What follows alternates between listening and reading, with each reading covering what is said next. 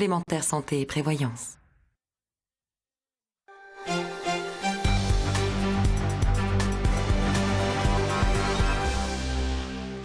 Bonsoir et bienvenue sur France 3 Bretagne. Ravi de vous retrouver pour faire un nouveau point sur l'actualité.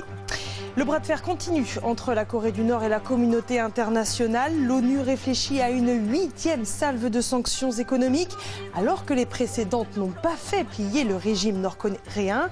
Il en sera question à 19h30 dans la partie nationale de ce 19-20. Mais place pour commencer aux informations régionales avec la rentrée aujourd'hui de plus de 618 000 jeunes bretons. Plusieurs nouveautés ont été mises en place comme le dédoublement de classes de CP.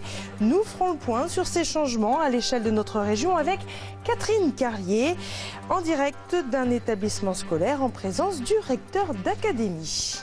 Et puis coup de projecteur aussi ce soir, c'est d'actualité sur un outil révolutionnaire pour les écoliers, une équerre qui peut bien simplifier la vie en cours de géométrie. C'est un Breton qui l'a inventé. Fini donc les vacances, l'heure a sonné, l'heure de la rentrée a sonné ce matin pour 618 581 jeunes bretons exactement. Une rentrée que le ministre de l'Éducation nationale voulait musicale.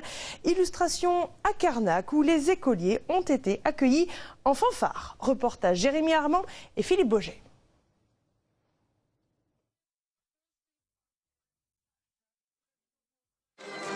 Sur le chemin de la rentrée, pour ces 180 écoliers de Carnac et leurs parents, une camarade surprise fait son entrée à l'école, la musique classique.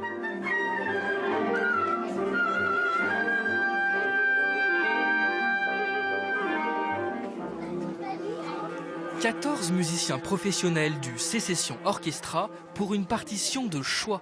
Faire de la rentrée un moment de joie. » Extraordinaire, j'ai envie de dire, voilà, ça nous surprend et j'ai envie de dire c'est joyeux, ça change. Il a beaucoup aimé et il était très attentif et il bougeait au rythme de la musique.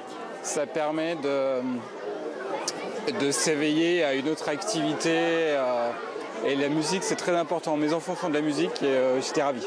Tu fais de la musique toi ? Non, mais je vais peut-être faire de la guitare. Ça t'a donné envie ? Oui.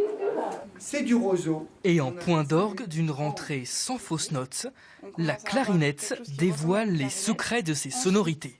Le barillet qui permet de s'accorder et, pour finir, le bec qui va me permettre de souffler dans l'instrument.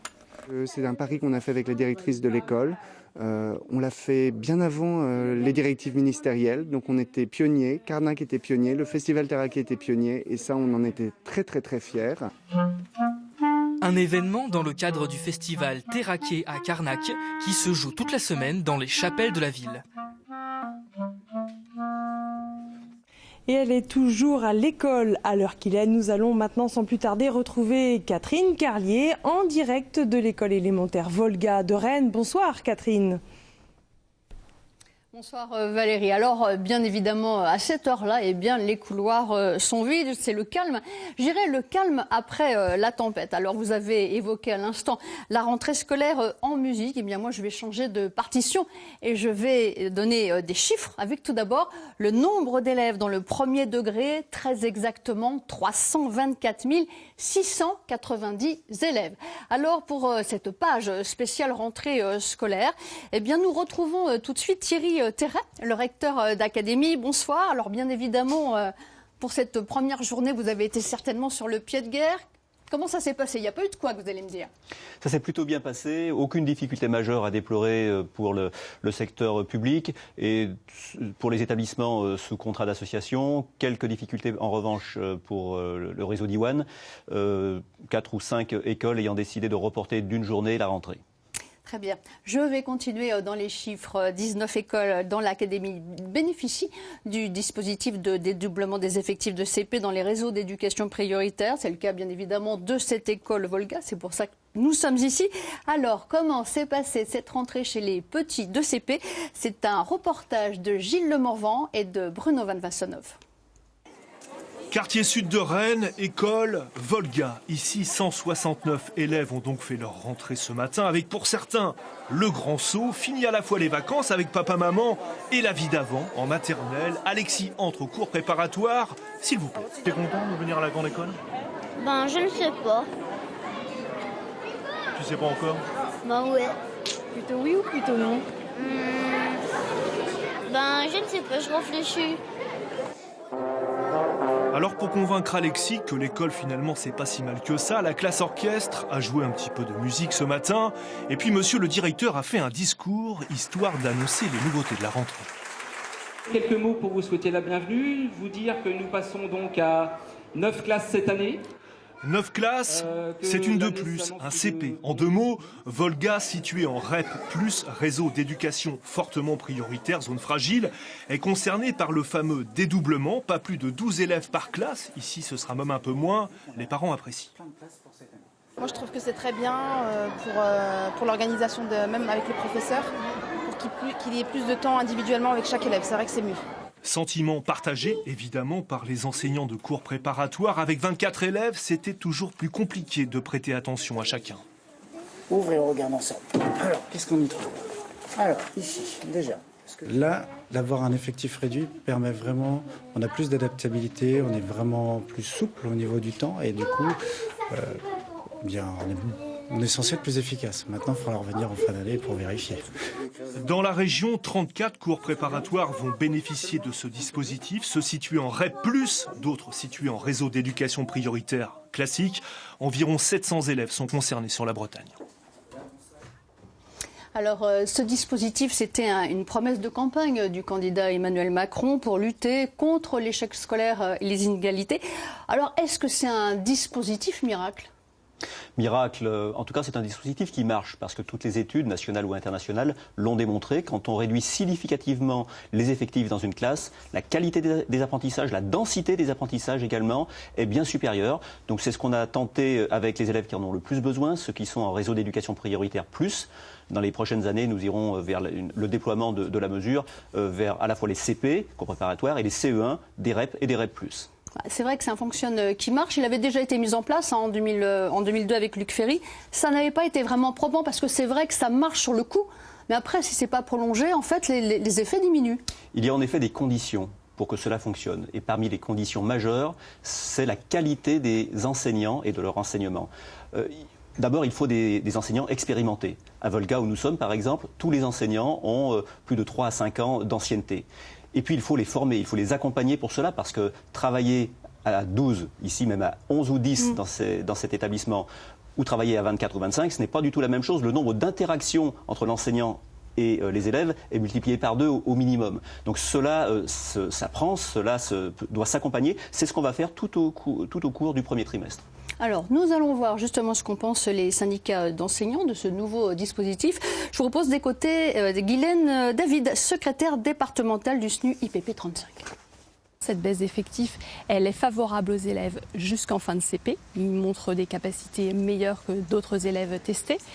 Mais ce bénéfice ne se retrouve pas après dans les autres classes. Donc s'il y a baisse d'effectifs à avoir, il faudrait qu'il y ait baisse d'effectifs dans toutes les classes, y compris jusqu'au CM2, en éducation prioritaire. Concernant ce dispositif, maintenant, est-ce que vous avez des critiques ? Alors, la première des critiques, c'est que c'est une mesure qui a été prise dans l'urgence suite aux élections présidentielles et qui se fait à moyens constants. C'est-à-dire qu'il n'y a pas de budget pour prévoir cette mesure. Donc on va prendre sur des réserves budgétaires de rentrée, des réserves qui sont utilisées normalement pour ouvrir des classes dans les autres écoles du département. Ça va coûter 10 postes, environ 10 postes au département. Et dans les autres classes des autres écoles, les classes vont être plus chargées et on ne pourra pas ouvrir des classes. Donc c'est un fait majeur. Alors on voit effectivement que les syndicats sont un peu en réserve sur les moyens. Concrètement, quels sont les moyens mis en place ? S'agissant des réactions sur le premier degré, en réalité nous perdons plus de 2400 élèves dans le seul secteur public, mais nous avons 65 créations. Donc vous voyez, d'un côté beaucoup moins d'élèves, de l'autre davantage de moyens. Ces emplois ont été plutôt fléchés sur l'Ille-et-Vilaine où le taux d'encadrement était l'un des plus défavorables de France. Donc les conditions de travail, les ratios, nombre d'enseignants par rapport au nombre d'élèves, sont bien plus favorables à cette rentrée qu'ils ne l'étaient l'an dernier. Bon alors, on va voir un autre sujet qui fâche, les emplois aidés et leur diminution, ce qui impacte donc les associations culturelles ou sportives et les collectivités. La rentrée, notamment dans le réseau Diwan, a été perturbée, notamment dans les Côtes-d'Armor, à Guingamp, où la rentrée a été différée à demain. Et puis à l'Esnevin, dans le Finistère, eh bien là c'est un pique-nique pour tout le monde à midi qui a été organisé, car la cantine n'avait pas pu être assurée. Tout de suite, réaction de Diwan. Nous sommes exclus de beaucoup de financements publics, donc c'était une manière en fait d'apporter le service public d'enseignement par immersion en breton. Et c'est vrai qu'on souhaite nous pérenniser vraiment les emplois, donc c'est pour ça qu'on souhaite avoir un moratoire sur les contrats aidés et pouvoir discuter. Donc c'est pour ça qu'on est là aujourd'hui avec les députés, les différentes personnes au niveau des ministères pour trouver une solution globale avec certains blocages juridiques qui existent depuis des années et trouver vraiment une solution pérenne qui nous inclut dans les financements publics et qui permette de pérenniser les emplois et aussi tout notre réseau d'enseignement par immersion. Ouais. Alors, cette annonce de diminution d'emplois aidés, je dirais, c'est quand même un peu une épine dans le pied, non? En plus, cette annonce a été très tardive. Il est vrai que cette annonce a été tardive. Il faut savoir que dans l'académie, l'enveloppe de contrats aidés, ça représente plusieurs milliers de contrats aidés. Nous avons certes une réduction de 240. Il faut savoir aussi que l'essentiel de ces contrats aidés est destiné au soutien ou à l'accompagnement des élèves en situation de handicap.